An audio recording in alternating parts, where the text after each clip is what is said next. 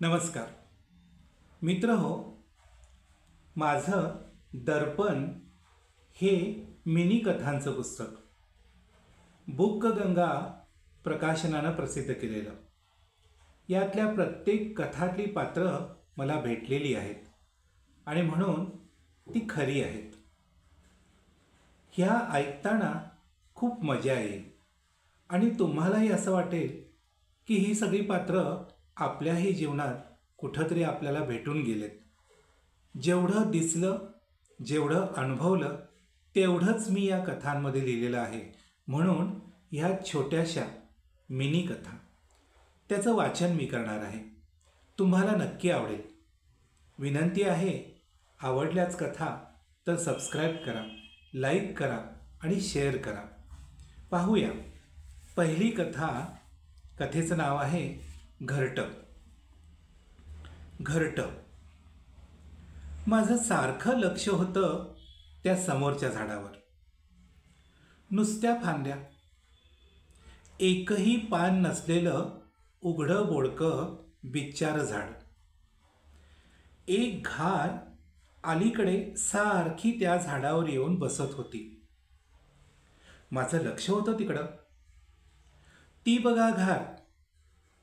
किती तरी वेळा मी मुलांना तिच्या हालचालीचं निरीक्षण करायला लावलं आणि मग एक दिवस मुलांनीच मला ती घार घरटं बांधते असं सांगितलं. ना सावलीची अपेक्षा, ना संरक्षणाची.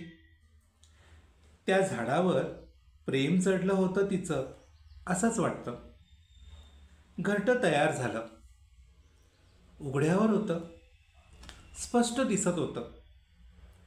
अपेक्षेप्रमाणे काही दिवसातच पिल्लांच्या चिवचिवाटानं झाड पक्षीमय झालं.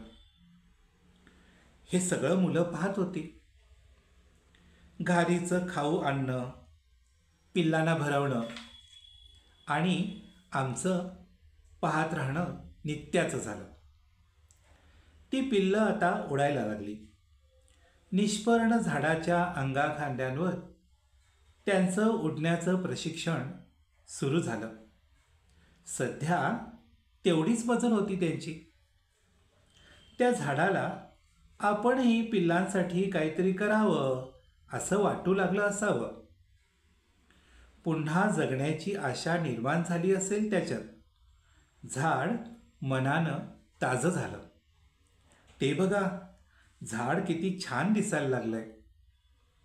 पुन्हा पुन्हा मुलांना दाखवणं सुरू होतं.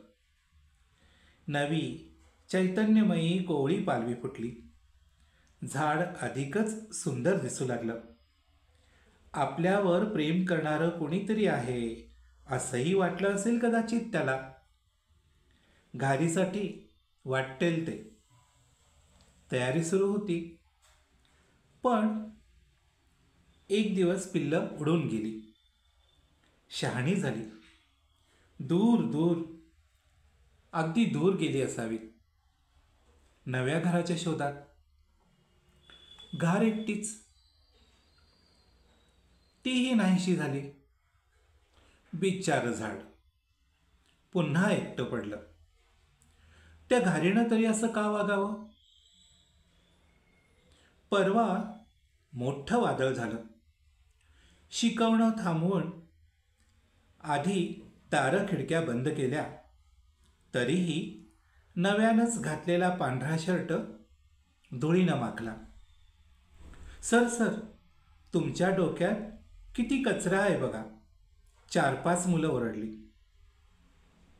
लहानपणी खेळण्यात असंच अंग माखून जायचं आणि आता वादळात.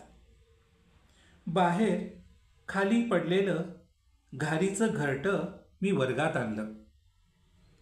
घारीच्या घरट्याचा एक नमुना म्हणून. ते झाड मात्र बिचारं एकटंच कुणाची तरी वाट पाहत पुन्हा पुन्हा त्याच वाटेवर थांबून आहे. घरटं. मित्र हो, कथा आवडलीच असेल तर लाईक करा, शेअर करा, सबस्क्राईब करा. पण हे सगळं घडून गेलंय आणि माझ्या विद्यार्थ्यांनीही निरीक्षण केलंय. खूप खूप धन्यवाद. दर्पण पाहूया या पुढच्या कथा.